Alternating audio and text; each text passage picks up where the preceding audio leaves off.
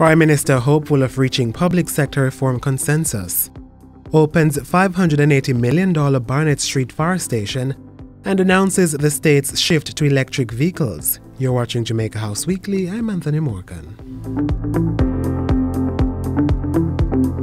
Last week, Prime Minister Andrew Holness was in Montego Bay, St. James, where he opened the new state-of-the-art Fire Brigade building on Barnett Street. The four-story facility, which will now become the Area 4 regional headquarters, was built at a cost of over $580 million. It's the most modern fire station in the region and features a high-tech gymnasium, administrative offices, dormitories to house 170 firefighters, and communal spaces. Construction began in June 2019 and was facilitated by the Jamaica Social Investment Fund's Disaster Vulnerability Reduction Program. Prime Minister Holness says the complex is a well-needed infrastructure for residents and workers in the parish. But I will say this to you. If what we expect of the future of Montego Bay materializes, then this will become a mere substation in the next 20 years.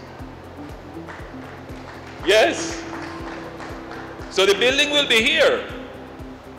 But if the city expands and grows as we expect, then you will fast outgrow this facility. And that is what we want to see. We want to see the growth of the city. While in Montego Bay on Friday, Mr. Holness toured the $70 million runway expansion project being carried out at the Sangster International Airport. He used the site visit to reiterate government's plan for the building of a fourth international airport at Vernon Field in Clarendon. Jamaica currently has 3 international airports: Norman Manley in Kingston, Sangster in St. James, and Ian Fleming in St. Mary. Ahead of his departure for Western Jamaica, the Prime Minister attended Thursday's installation of Ian Forbes as the new Custos Rotulorum for St. Andrew. When I did my own interviewing process and spoke to persons, it was clear that you have a high level of regard and respect in the community. So I have no worry that you will be able to execute the functions and exemplify the office. Mr. Forbes, who is a business executive, replaces Dr. Patricia Dunwell. He has been a Justice of the Peace for over 14 years and is now expected to supervise the over 2,000 JPs who serve the parish. Mr. Forbes will also hold the magistrate's role, serve in the Petty Sessions Court, and participate in the I Believe initiative. And while speaking at the installation ceremony for Custos Forbes, Prime Minister Holness addressed a rash of industrial actions taken by some public sector workers over wages. Mr. Holness asserts that the restructuring exercise taking place will be fair and equitable. He adds that the government will continue to negotiate in good faith with the unions representing workers. I urge reason.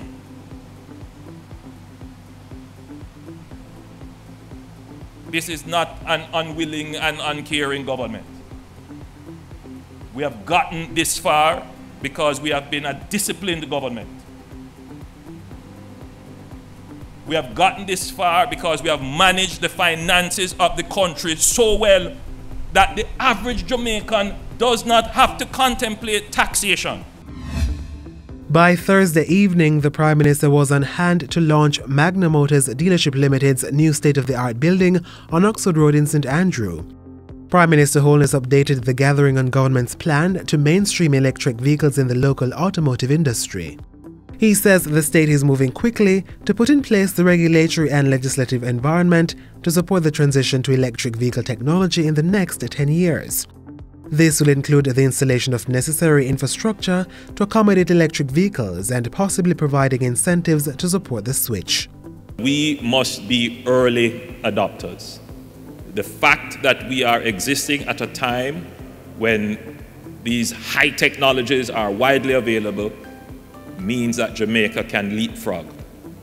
That the old infrastructure that we have, we can easily and very quickly put in new infrastructure. And finally, Prime Minister Andrew Holness closed out his week by welcoming the President of India to the island. His Excellency Ramnath Kovind, who is on a 4-day state visit, arrived at the Norman Manley International Airport on Sunday. He was greeted by a 21-gun salute and a welcome delegation. Mr. Kovind also inspected the Guard of Honor. His visit coincides with the island's 60th independence anniversary celebrations, as well as the 60th year since the establishment of diplomatic relations between the countries. And that's it for Jamaica House Weekly. Be sure to join us next time for more of the news stories coming out of the office of the Prime Minister.